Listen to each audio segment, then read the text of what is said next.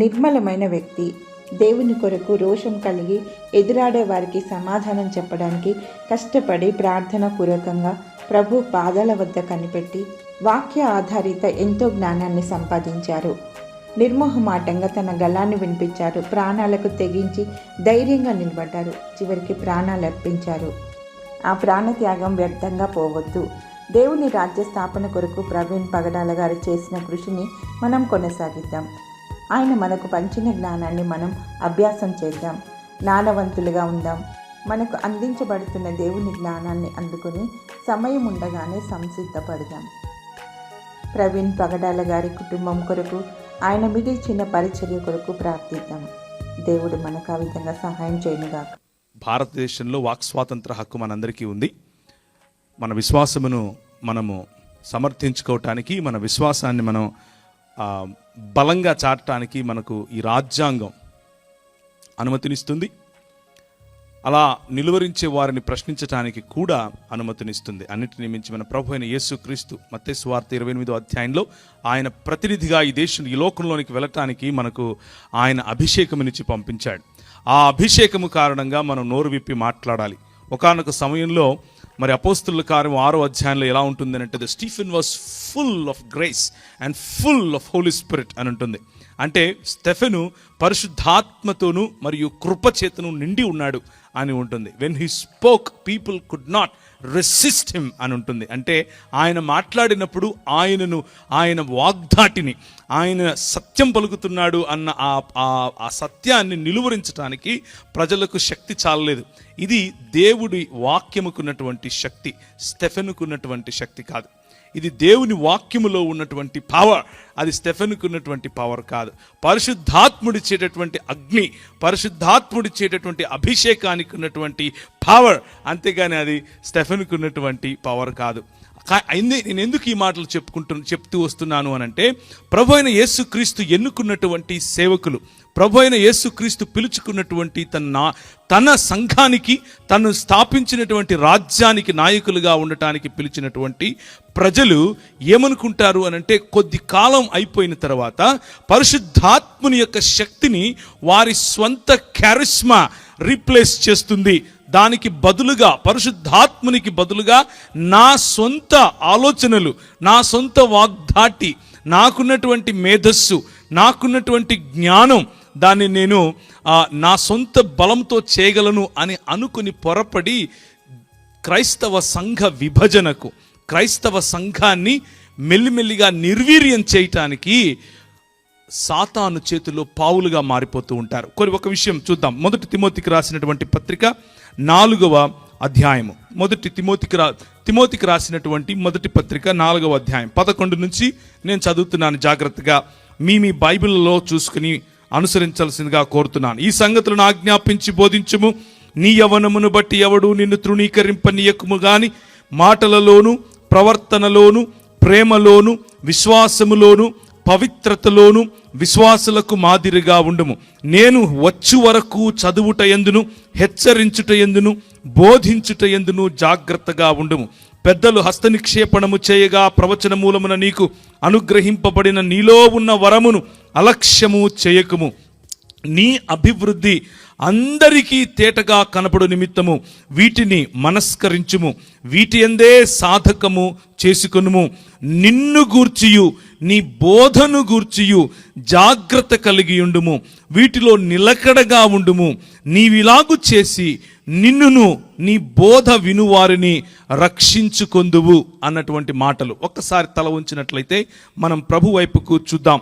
ఆయన ఈ మాటలను ఆశీర్వదించులాగుగా, ఆయన సిలువ చాటున నన్ను మరుగుపరిచి కేవలము ఆయన నోటి బూరగా మాత్రమే నన్ను ఉపయోగించుకుని మీకు స్పష్టమైన ఆయన వచనాలు, ఆయన వాక్యము మాత్రమే అందులాగున ఈ చిన్ని ప్రార్థన చేద్దాం. కృపగలిగిన తండ్రి, మా మధ్య మీరు ఉండండి, మాతో మాట్లాడండి. మట్టి బుర్ర నాది, కానీ మహోన్నతుడవైన దేవుడవు నువ్వు. ప్రభువా, నా మాటల్లో శక్తి లేదు, కానీ నువ్వు మాట్లాడితే మా జీవితాలు మారతాయి. మాతో మాట్లాడండి, మమ్మల్ని సంధించండి. ఈ రాత్రి ప్రభువా, ఏ ఒక్కరము ఒట్టి చేతులు వెళ్లకుండా నీ వాక్యములో ఉన్నటువంటి పవర్, నీ వాక్యములో ఉన్నటువంటి శక్తి, నీ వాక్యములో ఉన్నటువంటి సత్యము మా జీవితాలను సంధించి మార్చి ప్రభువా నీ వాక్యానికి అనుగుణంగా మా జీవితాలను మరి అలైన్ చేసుకునేట్లుగా మాతో మాట్లాడి ఆశీర్వదించమని చిన్ని ప్రార్థనను యేసు నామమున అడిగి వేడుకుంటున్నాను తండ్రి, ఆమెన్. ఎందుకు ఈ వాక్య భాగం చదివించాను అనంటే, క్రైస్తవ సంఘానికి, క్రైస్తవ సంఘము లోపల నుండి, అలాగే క్రైస్తవ సంఘము బయట నుండి, అంటే క్రైస్తవులుగా పిలువబడే వారి నుండి, క్రైస్తవేతరుల నుండి, ఈ ఇరువైపుల నుంచి కూడా దాడి అన్నది జరుగుతూ ఉంది. దాడి అన్నది కొంతమంది ఏమనుకుంటారు అనంటే, కేవలము భౌతిక పరంగా, అంటే భౌతికంగా శరీరానికి జరిగే దాడి మాత్రమే దాడి అని అనుకుంటారు. నిజమే, అది జరుగుతూ ఉంది. మరి సహోదరుడు చెప్పినట్లుగా నేను మహారాష్ట్రలో కాదు, మధ్యప్రదేశ్లో 11 సంవత్సరాలు ప్రభు పరిచర్యలో ఉన్నాను. నా సొంత పనులు చేసుకుంటూ ప్రభువు రాజ్య స్థాపన కోసం నా వంతు కృషిని నేను చేశాను. అక్కడ భీల్, భిలాలా, కోర్కు, గోండు, బారేలా, ఆ తర్వాత బాంచడా, బేడియా ఇలాంటి సమాజాల మధ్యలో నేను పనిచేశాను. చాలామంది భయంకరమైనటువంటి త్రాగుబోతులు, భయంకరమైనటువంటి తిరుగుబోతులు బాంచడా మరియు బేడియా అన్నటువంటి సమాజాల్లో అయితే మొదట వాళ్ళ ఇంట్లో ఆడపిల్ల పుట్టిన వెంటనే సంతోషంగా పండగ చేసుకుంటారు. ఎందుకబ్బా పండగ చేసుకుంటున్నారు వీళ్ళ సమాజంలో ఆడపిల్లకి ఇంత గౌరవం ఏంటి అని అనుకుంటాం. కానీ అమ్మాయికి 12 ఏళ్ళు రాగానే ఆమెను కూర్చోబెట్టి బాగా నలుగుబెట్టి పసుపు పూసి మొట్టమొదటిసారిగా కన్యరికానికి పంపిస్తారు. మొట్టమొదటిసారిగా ఆమెను పడుపు వృత్తికి సొంతంగా తన అన్న, సొంతంగా తన తండ్రి పోయి ఒక కస్టమర్ను తీసుకొని వస్తాడు. తీసుకొని వచ్చి ఆ రోడ్డు పక్కన నిలబెట్టి ఆమెను అమ్ముతాడు. ఆమె ప్రతిరోజు తన శరీరాన్ని అమ్ముకుని తన ఇంటి జీవితాన్ని గడుపుతుంది. మేము ప్రభుత్వం దగ్గరికి వెళ్ళాం, ఏమయ్యా ఇలా జరుగుతోంది, ఏమైనా సహాయం చేస్తారా అని అడిగాం. దేవుని రాజ్య స్థాపనలో క్రైస్తవులముగా మనం చేయాల్సినటువంటి పని. ఆయన ప్రభుత్వం వారు అంటారు, ఇది వారి కర్మ, ఇది వారు చేసుకున్నటువంటి కర్మ, ఇది వారు పుట్టినటువంటి కులములో ఉన్నటువంటి వృత్తి, ఇది అది వాళ్ళు చేసి తీరాల్సిందే, మధ్యలో నువ్వెప్పుడు ఎక్కడో వచ్చి మాట్లాడుతున్నావు అని అన్నారు. ఇలాంటి పరిస్థితుల్లో కూడా మానవులు దేవుని యొక్క స్వభావములోను, దేవుని యొక్క స్వరూపములోను మరియు దేవుని యొక్క పోలిక చొప్పున ఉన్నారు అని మనం తెలుసుకున్న సమయంలో క్రైస్తవులముగా మనకున్నటువంటి బాధ్యత ఏమిటి అనంటే, సంఘము దేవుని యొక్క రాజ్య స్థాపన చేయాలి అన్నటువంటి పిలుపుతో పిలువబడినటువంటి సంఘము, సంఘ ప్రతినిధులుగా నువ్వు నేను దేవుని రాజ్య స్థాపన చేయటానికి ఉన్నాం. కానీ మరి 4 గోడల మధ్య కూర్చుని 4 పాటలు పాడుకుని ఇంటికి వెళ్ళిపోయి అబా శబాష్ మంచిగా మతం పాటిస్తున్నాం అని అనుకుంటే, అది మాత్రమే దేవుని రాజ్య పరిచర్య అని అనుకుంటే మనం ఎక్కడో తప్పులో కాలేసినట్లే. అందుకనే క్రైస్తవ సంఘము పైన ఉన్నటువంటి ఈ దాడి భౌతికం మాత్రమే కాదు, అది సిద్ధాంతపరమైనటువంటి దాడి కూడా అని జ్ఞాపకం చేసుకోవాలి. సిద్ధాంతపరమైనటువంటి దాడి అనంటే బోధకు సంబంధించినటువంటి దాడి. మధ్యప్రదేశ్లో నేను బ్రతికే రోజుల్లో, నేను ఉన్నటువంటి రోజుల్లో అక్కడ అమ్మాయినే పెళ్లి చేసుకున్నాను, అక్కడే ఇల్లు కట్టుకున్నాను. కానీ క్రైస్తవులని చెప్పుకున్న కారణంగా ఉద్యోగం రాదు, క్రైస్తవుడని చెప్పుకున్న కారణంగా ఒక సమాజంలో ఉండనివ్వరు, క్రైస్తవుడని చెప్పుకున్న కారణంగా మనల్ని ఒక దేశద్రోహిగా చూస్తారు. ఇలాంటి భౌతిక పరమైనటువంటి దాడులు కనిపిస్తూనే ఉంటాయి. కానీ ఆంధ్రప్రదేశ్ మరియు తెలంగాణ లేకపోతే తెలుగు రాష్ట్రాల్లో ఒక వింతైనటువంటి ప్రక్రియ, ఒక వింతైనటువంటి భౌతికమైనటువంటి దాడి ఈ మధ్య రోజుల్లో మరి మనకు కనిపిస్తూనే ఉంది. మాటల చేత దాడి, కోట్లేసుకొని నెత్తిన టోపీలు పెట్టుకొని యేసు క్రీస్తు దేవుడు కాదు, యేసు క్రీస్తు కేవలము ప్రవక్త మాత్రమే, యేసు క్రీస్తును నమ్మిన వారు నరకానికి వెళ్తారు, యేసు క్రీస్తును దేవునిగా నమ్మిన వారు నరకానికి వెళ్తారు, ఆయన కేవలము మనిషి మాత్రమే, ఆయన కేవలము ప్రవక్త మాత్రమే అని చెప్పేటటువంటి క్రైస్తవేతరులు ఎంత క్రైస్తవ సంఘాన్ని చెరబట్టడానికి, క్రైస్తవ సంఘాన్ని విడదీయటానికి ప్రయత్నించారో అంతే ఎక్కువగా క్రైస్తవ సంఘములోనే క్రీస్తు వారమని చెప్పుకుంటూ, క్రైస్తవ సంఘములోనే క్రైస్తవులమని చెప్పుకుంటూ యేసు దేవుడు కాదని, యేసు చిన్న దేవుడని, యేసు సృష్టింపబడినటువంటి దేవుడని, యేసు నీలాగా నాలాగా దేవుడని చెప్పుకొని బొంకి క్రైస్తవ సంఘాన్ని నిర్వీర్యం చేసే వాళ్ళు కూడా లోపలి నుంచే అపవాది చేతిలో తొత్తులుగా క్రైస్తవ సంఘాన్ని నిర్వీర్యం చేస్తున్నారు. ప్రియమైనటువంటి క్రైస్తవ సంఘమా, అందుకనే ఈ వాక్య భాగాన్ని నేను మీకు పరిచయం చేస్తున్నాను. అందుకనే ఈ వాక్య భాగాన్ని ఒకసారి చూసే ప్రయత్నం చేద్దాం. ఈ సంగతులను ఆజ్ఞాపించి బోధించుము, నీ యవ్వనమును బట్టి ఎవడు నిన్ను తృణీకరింపనీయకుము, మాటలలోను ప్రవర్తనలోను ప్రేమలోను విశ్వాసములోను పవిత్రతలోను విశ్వాసులకు మాదిరిగా ఉండాలి అన్నది మన పిలుపు. విశ్వాసులకు మాదిరిగా కేవలము మనము నాలుగు బైబిల్ వచనాలు, లేకపోతే అక్కడ కొంచెం ఇక్కడ కొంచెం లాక్కునొచ్చి పెట్టుకుని జబర్దస్తిగా చెప్పేటటువంటి బోధ కాదు. ప్రేమలో మన జీవితం కనిపించాలి, విశ్వాసములో మన జీవితం కనిపించాలి, పవిత్రతలో మన జీవితం కనిపించాలి, విశ్వాసులకు సైతం మాదిరిగా కనిపించాలి. నేను వచ్చే వరకు చదువుటయందు అంటే మనల్ని మనం ప్రోత్సహించుకుంటూ, మనల్ని మనం విద్యాపరంగా పెరుగుతూ, విద్యాపరంగా ఉన్నతమైనటువంటి దిశలకు వెళుతూ, విద్యాపరంగా బోధ విషయములో కూడా ఉన్నతమైనటువంటి స్థాయికి వెళుతూ, మరి మూల భాషలేమి, అలాగే మిగిలినటువంటి లోకములో ఉన్నటువంటి తత్వ మరియు తర్క జ్ఞానమేమి, లోకములో ఉన్నటువంటి ప్రతి రంగము, ప్రతి భాగము, ప్రపంచములో ఉన్నటువంటి ప్రతి రంగాన్ని కూడా, దేవుని జ్ఞానమును అడ్డగించు ప్రతి ఆలోచనను కూడా చెరపట్టి క్రీస్తు పాదాలకు తీసుకుని రాగలిగినటువంటి మహోత్కృష్టమైనటువంటి సువార్త పరిచర్యను నీకు నాకు ప్రభువు ఇచ్చాడు. బోధించుట యందు జాగ్రత్తగా ఉండాలి. పెద్దలు హస్త నిక్షేపణము చేయగా ప్రవచన మూలమున నీకు అనుగ్రహింపబడిన నీలో ఉన్న వరాన్ని అలక్ష్యము చేయకుండా ఉండాలి. నీ అభివృద్ధి అందరికీ తేటగా కనబడేటట్లు నిత్యము వీటిని మనస్కరించుకోవాలి, వీటి యందే సాధకము చేయాలి. నిన్నును గూర్చి అంటే ఇంతవరకు ఏ క్యారెక్టర్ గురించి అయితే మాట్లాడానో, ఇంతవరకు నీకు ఏ విలువలు, రాజ్య విలువలు ఉండాలని చెప్పానో, ఇంతవరకు నీలో ఏ ప్రేమ కనపడాలన్నానో, నీలో ఏ పవిత్రత కనబడాలన్నానో, నీలో ఏ విశ్వాసం కనబడాలన్నానో, ఈ మూడు కనిపించవు కానీ సిగ్గు లేకుండా స్టేజ్లు ఎక్కుతారు. ఇది ఈరోజు క్రైస్తవ సంఘాన్ని లోపలి నుంచి నాశనం చేసేటటువంటి క్రైస్తవ బోధకుల జీవితం. వారి బోధ చెడిపోయిందే, వారి జీవితము చెడిపోయిందే. జీవితము చెడిపోయిన తర్వాత కూడా స్టేజ్లెక్కి మాట్లాడేవాడి బోధ ఎలాగూ చెడిపోతుంది. అది నేనైనా సరే, ఒకానొక రోజు మనం ఎవరమైనా సరే. అందుకనే దేవుని వాక్యం చెప్తోంది, నిన్నును గూర్చియు నీ బోధను గూర్చియు జాగ్రత్త కలిగియుండుము, వీటిలో నిలకడగా ఉండుము, నీవిలాగు చేసి నిన్నును నీ బోధ వినువారిని రక్షించుకుంటావు. ప్రియమైనటువంటి క్రైస్తవ సంఘమా, ఈరోజు రాత్రికాల సమయంలో క్రైస్తవ సంఘంలో ఉన్నటువంటి గలిబిలి, క్రైస్తవులకు బయట నుంచి వస్తున్నటువంటి దాడితో పాటు లోపలి నుంచి వస్తున్నటువంటి దాడి మేక వన్య పులుల కారణంగా ఉంది. నేను క్రైస్తవుణ్ణే అని చెప్పుకునే బోధకుల కారణంగా ఉంది. ఒక ఆయన లైట్లు పెట్టుకొని పెద్ద పెద్ద కోట్లు వేసుకొని వస్తాడు, నూనె బుడ్డీలు అమ్ముతాడు. పెద్ద పెద్ద కోట్లు వేసుకొని వస్తాడు, సాపలు అమ్ముతాడు. పెద్ద పెద్ద మీటింగులు పెడతాడు, ఏమమ్ముతాడు? కర్చీపులు అమ్ముతాడు. ఇది క్రైస్తవ సంఘానికి పట్టినటువంటి భయంకరమైన చెదలు. ఈ చెదలకు ఆహా అని చెప్పి చప్పట్లు కొట్టి ముష్టేసినట్లు కొంచెం డబ్బులు ఇస్తే వాళ్ళు, నువ్వు అది కాదేయాల్సింది, నువ్వు ఇప్పుడు ఇస్తే నీ బ్యాంక్ అకౌంట్లో ఇంత పడతాయి అంటే ఇట్లా తీసేసే వాళ్ళు కూడా ఉన్నారు.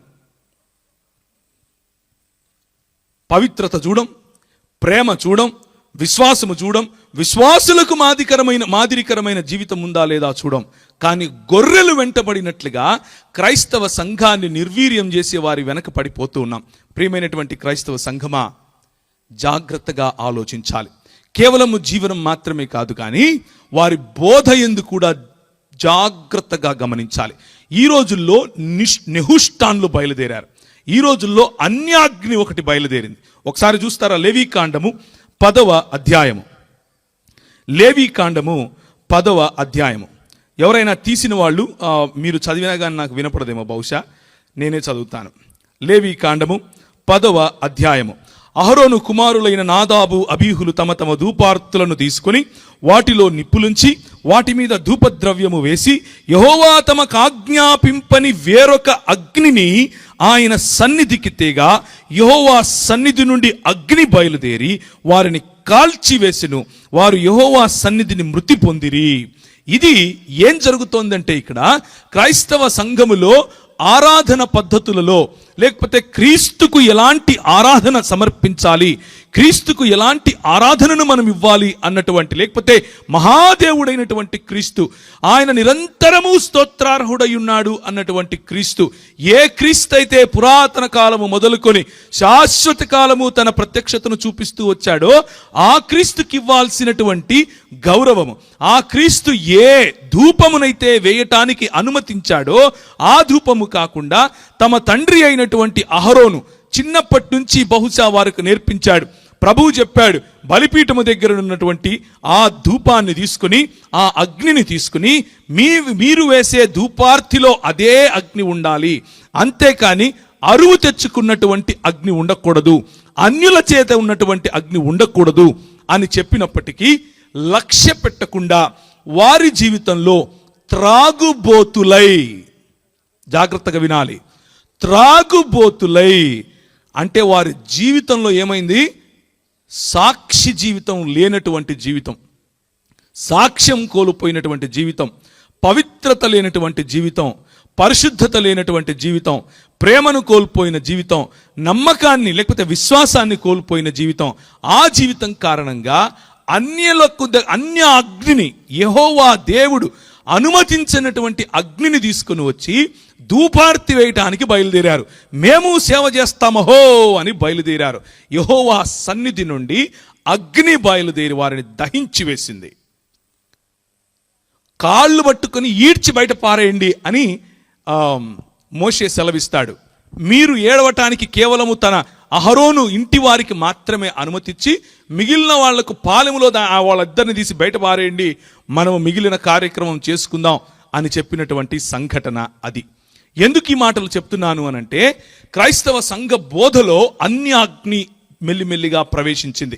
క్రైస్తవ సంఘ బోధలో ప్రవేశించే అన్యాగ్ని ఏమిటి అనంటే, ఎక్కడో పుట్టినటువంటి ఆ అన్యాగ్ని మన దేశంలోనికి, మన రాష్ట్రంలోనికి, తెలుగు ప్రజలలోనికి మెల్లిమెల్లిగా పాకి ఈరోజు ఒక మహావృక్షమై ఉన్నట్లుగా కనిపిస్తూ ఉంది. కానీ నిజానికి అపోస్తలులు వేసినటువంటి పునాది ముందు నిలబడేటటువంటి ఎందుకంటే ప్రభువే అన్నాడు, పాతాళ లోక ద్వారములు ఈ అపోస్తలులు వేసినటువంటి పునాది ఎదుట నిలబడలేవు, సత్యము ఎదుట నిలబడలేవు, సువార్త ఎదుట నిలబడలేవు అని దేవుని వాక్యము చెబుతూనే ఉంది.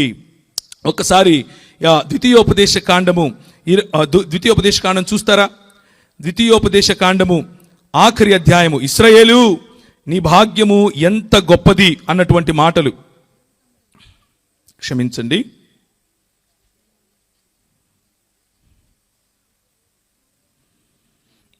33వ అధ్యాయము చదువుతారా? ఇశ్రాయేలు నీ భాగ్యం ఎంత గొప్పది, యెహోవా రక్షించిన నిన్ను పోలినవాడు ఎవడు అని దేవుని వాక్యం చెబుతూ ఉంటే, యెహోవా రక్షించినటువంటి రక్షకుడు కలిగి ఉన్నటువంటి మనము ఈరోజు వచ్చేటటువంటి ఈ చిల్లర మాటలకు, చిల్లర బోధలకు మన వాళ్ళు మెల్లిమెల్లిగా మొగ్గుతున్నట్లుగా కనిపిస్తూ ఉంది.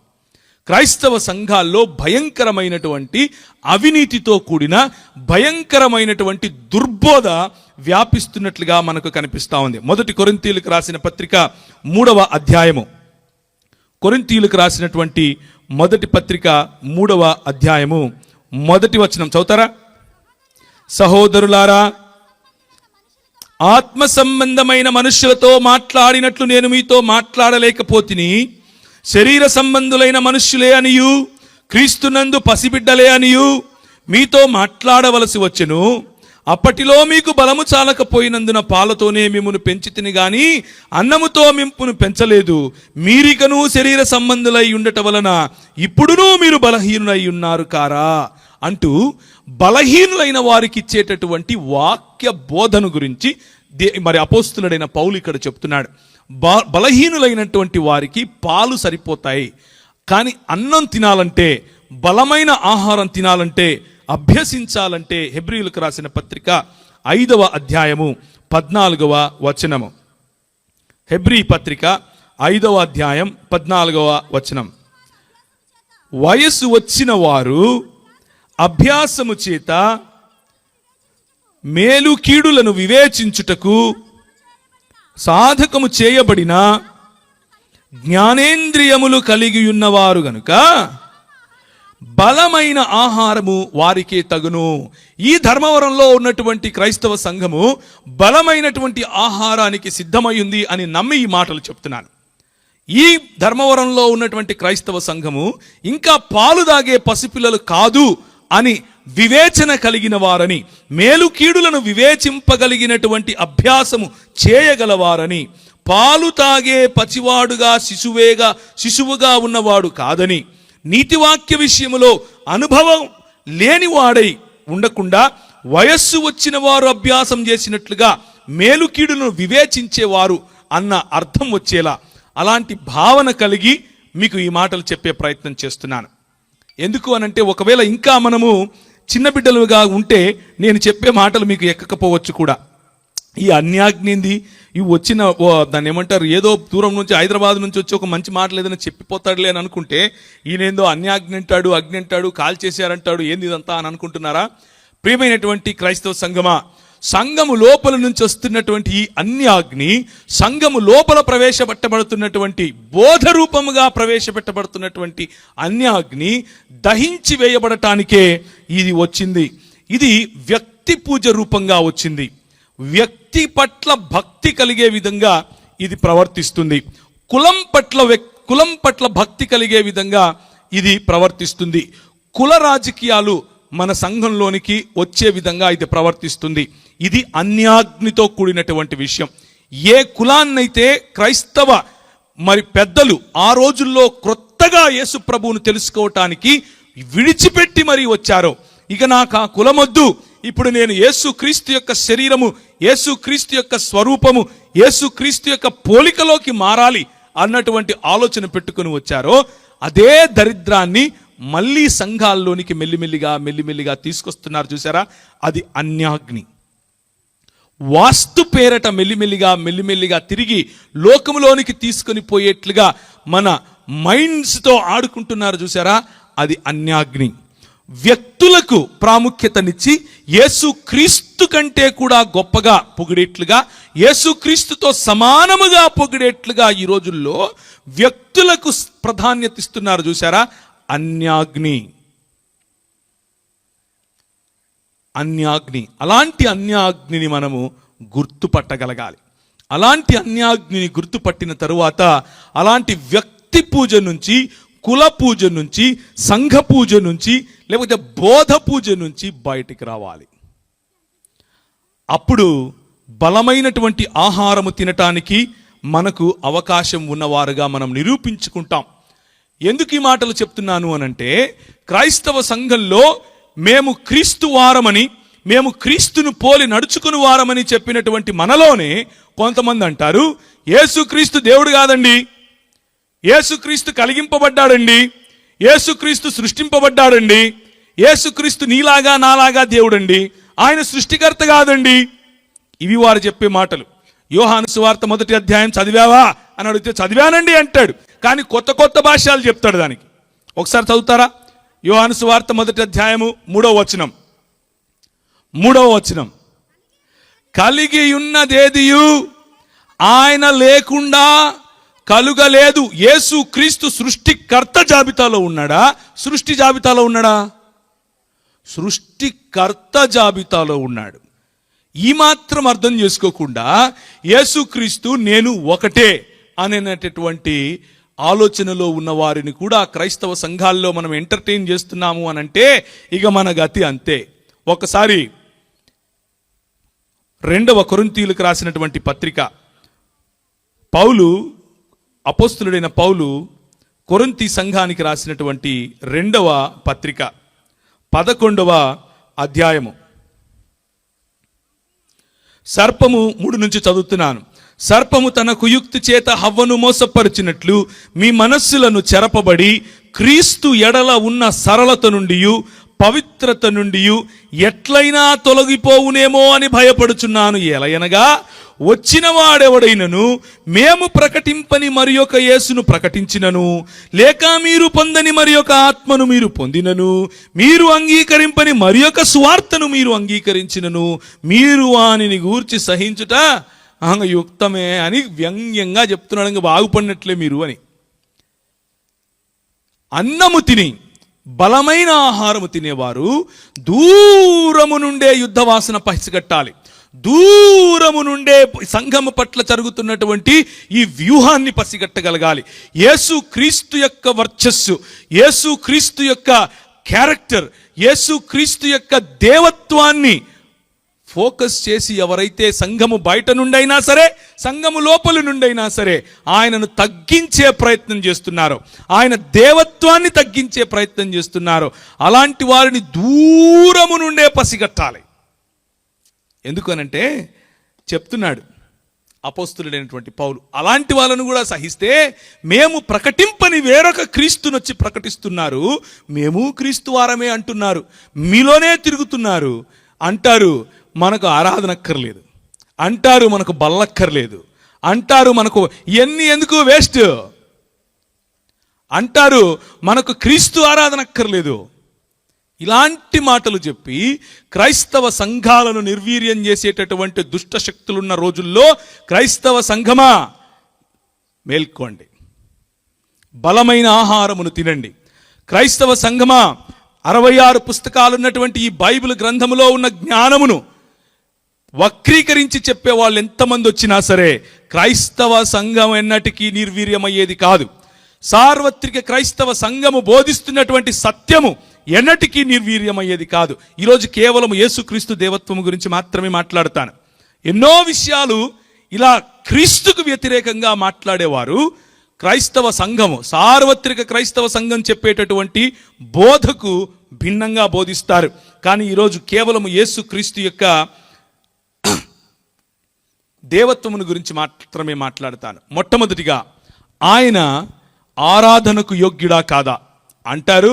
ఆయన ఆరాధనకు యోగ్యుడు కాదండి, ఆయన్ని ఆరాధించకూడదండి, తండ్రిని మాత్రమే ఆరాధించాలండి. ఒక్కసారి ద్వితీయోపదేశకాండం 6వ అధ్యాయం చూస్తారా?